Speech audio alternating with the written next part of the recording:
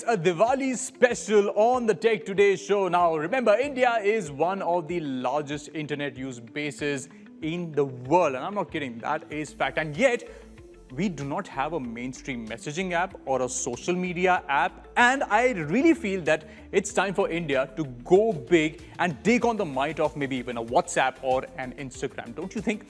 Well, we'll talk about it on the show because that's our big story. Also, we have a very special guest on the show who will give us an insight into the future of AI in the newsroom and content. How will it evolve? We'll get a glimpse of that. This is big indeed, so stay tuned to the show. Plus, a new feature on Instagram that will help you reach a wider global audience. That's also coming up on the show. Lots happening. I'm all pumped up and in my festive best. This is Cyrus, and you are watching the Tech Today show.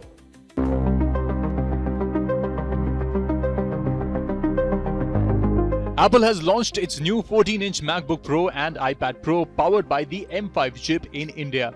The MacBook Pro starts at 1,69,900 and the iPad starts at 99,900, both available for pre-orders now with sales from October 22nd. Meanwhile, Apple has also revealed an upgraded Vision Pro headset with M5, but note it's not launching in India, only globally. Expect sharper visuals, faster AI and longer battery life.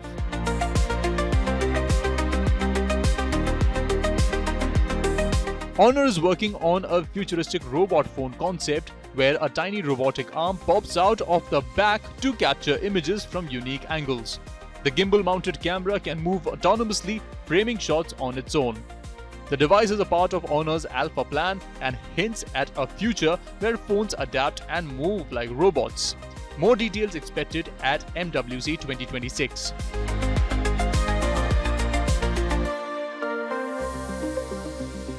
After loosening adult content rules in ChatGPT, OpenAI CEO Sam Altman clarified that OpenAI isn't the moral police of the world. He emphasized that while the platform will maintain safety guards, it can't control all cultural or moral definitions. The change comes amid pressure to balance creative freedom with responsible AI use.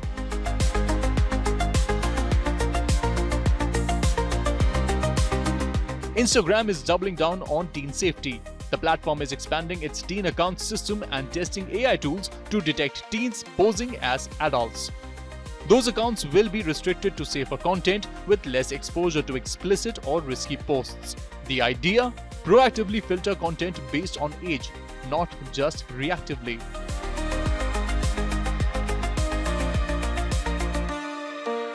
And Taboola has rolled out DeeperDive AI in India, an advanced content delivery tool aimed at publishers.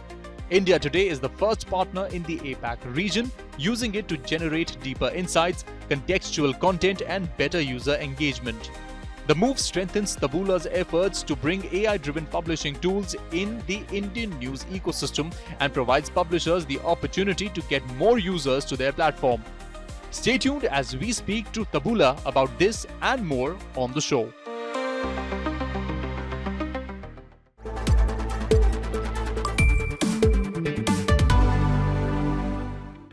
Okay, do this. When you pick up your phone, which are the top 5 apps that you use the most? I'm sure WhatsApp is one of the top apps that you use, followed by Instagram, maybe some of the Google app ecosystem, YouTube, Gmail, Photos, and maybe 1 or 2 OTT apps like Netflix. But here's a quick check. When you scroll through all of the icons on your screen, how many of those applications are actually made in India?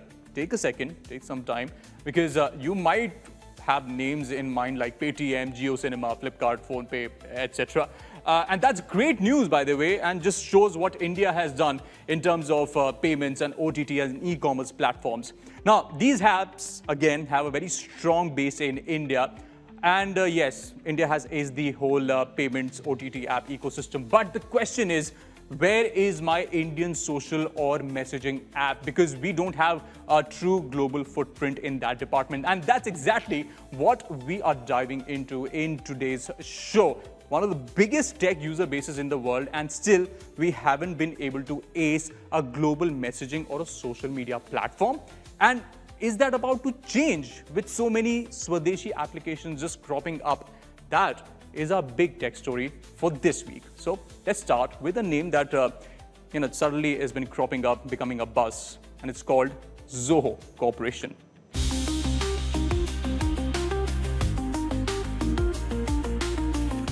Arattai, which means chat in Tamil, is a cross-platform messaging app built by Zoho, launched in 2021. And it actually supports all the features you would expect in a messaging app: text, voice notes, file sharing, audio and video calls, group chats, even stories and broadcast channels. Its goal? A lightweight, privacy-first, made-in-India messenger that works smoothly on all phones, budget devices, or even slower networks. And here's another fun fact. Arattai even runs on Android TV.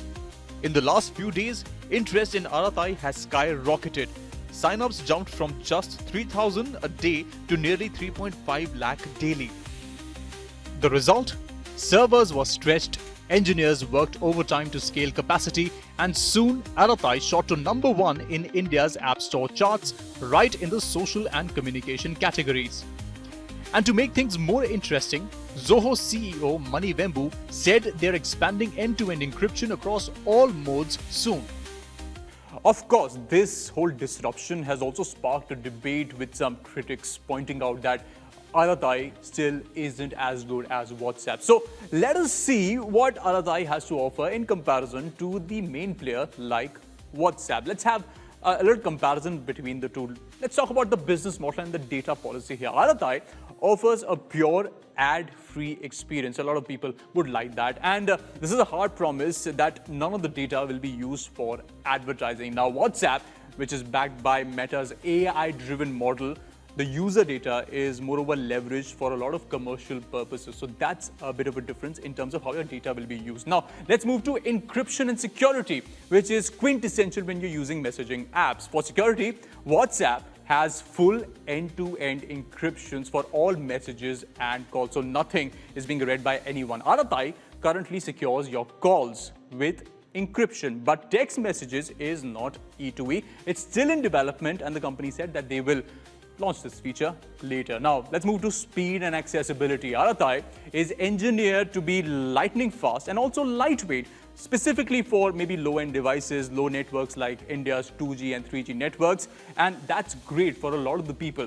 WhatsApp, being a feature-rich ecosystem, generally needs a more stable connection for optimal performance, and that's why I think in the urban areas, WhatsApp would be used more. Now, let's move beyond mobiles. Arattai is definitely a versatile platform. It's the only one right now that has an official app for Android TV. I don't know whether people actually use WhatsApp on Android, but WhatsApp still remains focused on its mobile and desktop and also the web ecosystem. So that's another difference. Now, productivity-wise, for, let's say, groups, professional chat, Arattai has a dedicated mentions tab, just like what you see on Slack. And it's easy to track when you have been tagged in a conversation, a feature that is missing on WhatsApp. But again, WhatsApp does give you simpler notifications. That system is very comprehensive. So I think it is a good platform, but suddenly I would say the advantage is slightly with WhatsApp.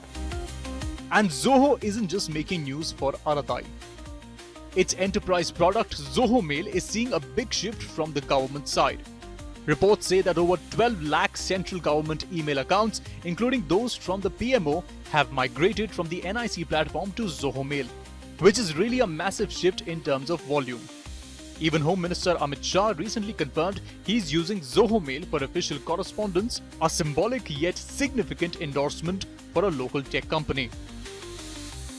But the big question is, how is it different from a mainstream platform like Gmail? Let's just dive into the differences between the two. Now, Zoho Mail is ad-free and never scans your data. That's what the company says, while Gmail's free account is ad-supported and scans your email. So there is a little snooping going on there. Zoho Mail gives you professional custom domain options. That is also something that's very important, and you can get up to 5 users for free. Now, Gmail's plan is a paid plan, so a little commercial part is also required in the Gmail ecosystem. Now, Zoho Mail offers true recalls of sent email, so you can actually revert back to whether what you had before. And in terms of the Gmail ecosystem, you get a 30-second undo send delay. So some differences there. If you accidentally send it to the wrong people, you can call it back. Now, attachments, important indeed. Zoho Mail handles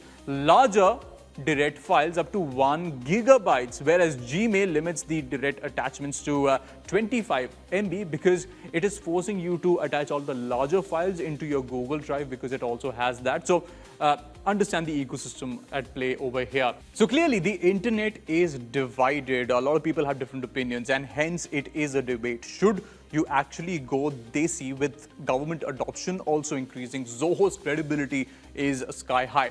But people aren't split. Some are actually pushing and cheering with the whole Swadeshi wave coming on, and others have questions around privacy, features, maybe convenience, and whether Indian apps will already be able to match what US-made apps give. Team WhatsApp. Team Arattai. Team Arattai. I think feedback will be the key. I think we can switch to Arattai because it's Swadeshi. Yes, if it's that as much as good as the WhatsApp, I like to switch. No, I think I cannot switch from WhatsApp. For me, it's UI is the main reason. Indian apps have not grown because of their UI. Team WhatsApp. If the features are as good as WhatsApp and it promises the safety of our data and privacy, then I would like to switch.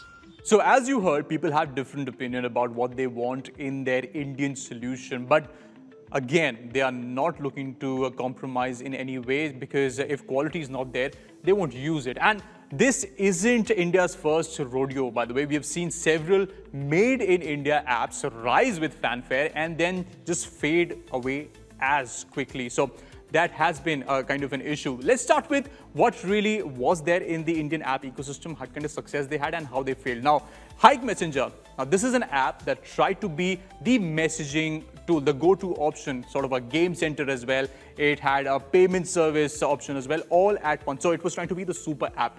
The feature had a lot of bloat which led to confusion among the customers. The experience wasn't as good and the retention was very poor. Now, the lessons that you should learn from this against giants like WhatsApp, the focus really here should be absolutely non-negotiable. No more complexities, no more overloaded, cluttered ecosystem, and that's where WhatsApp really has a very clean ecosystem. Now, moving on, Koo, which again was trying to substitute Twitter, struggled with immense operational cost of running a global social media platform. Remember, you're competing with Twitter, now known as X. Now, it couldn't secure the long-term capital it required, and the funding really just ran out. So, lesson to learn from this is building a social rival isn't just about the users. It also needs to, get people with deep pockets involved if it wants to sustain for a longer while, like what X is doing right now because Elon Musk is backing it. Now,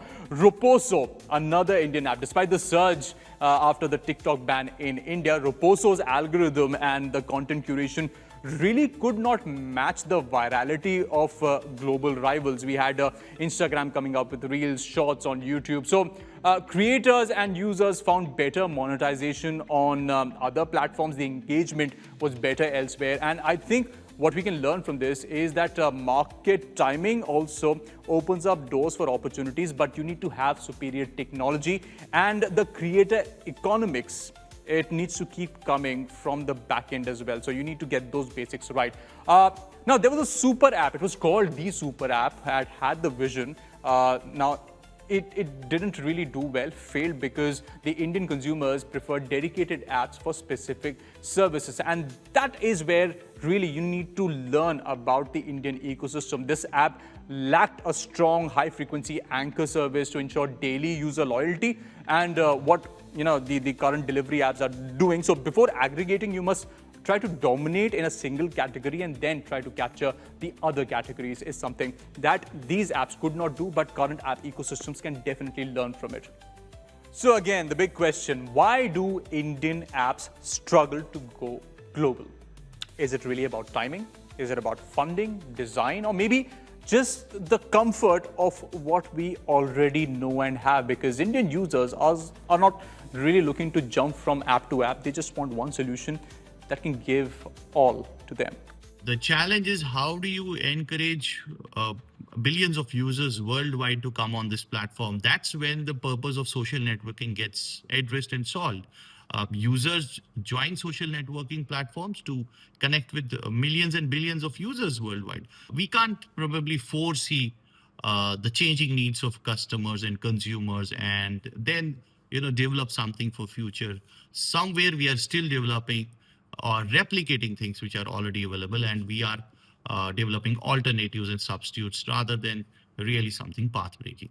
So what's really clear is that it isn't just about making another chat app. It's about building trust, creating a community, and keeping it consistent. And that's the kind of thing that people would actually want to switch to. So quality does matter here. Think about it. India is the second largest market in terms of these digital app ecosystems, right after China. So there's a lot of potential. WhatsApp alone has over around 550 million users here. That's huge. And honestly, how many of us really want to manage multiple applications at a go? So yeah, if they don't give the same ease and experience we are used to, I don't think people will switch. So here's the big question. Can India finally make an app that isn't just made in India, but actually used worldwide? Now, that's something that people are maybe outside of the borders would also want to experience. That's what India wants to do. Would you actually switch to an Indian app with the same features and maybe the speed and the privacy as much as you get on WhatsApp? Or would you stick to what you already have because you're in sort of a comfort zone? Now, we really want to hear from you, so please send in your suggestions. And who knows, maybe the next global sensation will have a truly Desi name. Maybe even like Arattai. Now, AI is really redefining the way we consume content on the internet. And there's a company that is empowering publishers to basically create better content and also incentivizing them. And to understand more about this tech, and it's, by the way, launching in India, and India Today is the first publisher to integrate this tech into its ecosystem. To help us decrypt this and understand this, we have a special guest on the show, ladies and gentlemen, the founder of Taboola, Adam. Welcome to the show, Adam. Thank you for having me. This is so much fun. Great. So first thing, let's just kick off with an understanding. What is this AI tool and how is it really helping publishers, and also maybe the incentive part of it? Right. So it's called DeeperDive, which essentially, if you think about this revolution called AI, we're all using Gen AI engines like ChatGPT or Perplexity or Gemini. So we're getting used to this concept of asking questions in our language. However, when it comes to decisions that matter, right. I want to book a travel with my family. I have 3 kids. There's a healthcare situation I want to get educated on. Maybe a product I want to buy. It's not enough. The internet was not meant to be summarized. Correct. You want to go to publishers you trust, ask a question the same way you do on a Gen AI engine, but then get things you might want to read, watch as relates to your question, and develop that conviction so at the end you can make a better decision. Can you tell us or define how that journey started, or what was the inspiration of choosing India Today as the platform? Look, I think innovation, a lot of times I go back to, it's truly about execution and a group of people that can work together passionately towards a mission. Right. And we're so lucky and fortunate to work with Kali and India Today group because it's a partner that we get to fail fast, iterate, and bring things to market. And this is so new. Right. This is such an outstanding new experience. It's a new interface for the internet. Right. From articles and page views and clicks to conversation and transactions. So it's a whole old web, new web. So I believe India as a market is going to see the most amount of innovation as relates to AI, primarily because, of course, it's a big market. 1.4 billion people, 650 million under the age of 25. Right. Over 60% of people use AI every single day. These are astonishing Amazing numbers, yeah. It's the second largest e-commerce economy in the world. So it's not by coincidence that you're seeing this speed of innovation in the country. Right. So I think, as I look to the next 10, 20, 30 years, I believe there's going to be a huge surge in growth coming from India. Right. Because of commerce growth and AI growth, and specifically with India Today, so lucky to rock and roll together. You mentioned India being a very important player in this entire game. I remember an interview by Sam Altman where he said, somebody asked him that can India create its own LLM? I don't think India needs its own LLM. I think it's the wrong question because LLM, for the most part, it's commodity. It's good enough. You have Llama you can download, you have DeepSeek, you have OpenAI, obviously. So there's enough models out there that you can download. If you're listening to this, you can get your own AI product and try it out. Absolutely. The innovation comes from data, which fuels the AI. It comes from distribution. Do I reach a lot of people that I can actually interact with and trust? So in the years to come, do you see India being a primary innovator in this space? Perhaps the biggest. So I want your understanding of this and your opinion on how does AI work in the newsroom in the future? Do you really think it's a threat in any way to my work? I think of technology as, you know what, if you can save time and write a summary faster, that is not your that's not your advantage. Your edge is not I type faster, I summarize faster. It's the trust you have with consumers. They know when you say something, it means something to you. Absolutely. They know that if you say this is good, this is bad, when you make a mistake, you fix it. Absolutely. It's that relationship you build with your audience that I think is your value and publishers and journalism in general. So if you have more time to ask good questions, to learn faster, and then AI can help you be super productive, a super version of yourself, I think it's a huge win. No one can ever replace the trust you have with consumers. And I hope there's going to be a lot more people in that space doing God's work, reporting the news, asking tough questions. God help us if our children make decisions based on TikTok and Instagram. Well, that's the scary future. So I root for the open web and journalism big time. And I don't think that's replaceable. One final question I wanted to understand. Do you have a roadmap? Can you give us insights on where is DeeperDive heading from here on? You've launched with India Today, great. In terms of expansion, in terms of innovation, can you give us some insights? The biggest focus we have right now, without revealing too much, is just creating that habit. I'm laser focused on how do you make sure that publishers don't miss out on the opportunity to have someone come in to their website, whichever way they came in, and give them that experience that is driven by conversation, using first-party data as a way to hook them into something they may be curious about. So right now, it's less about monetization. That comes later. Right now, the biggest focus is to create that open web habit, much like we all use from other Gen AI engines. On the other side of it, I'm sure we'll be able to find many various new revenue opportunities. Well, as someone who's working so closely with the ecosystem, I am looking forward to what DeeperDive has to offer. I'm sure the people who are going to be using this also are looking forward to what the innovation... Send us feedback, Absolutely. But again, stay on the lookout for a tech like this, and we will be back with more on the other side.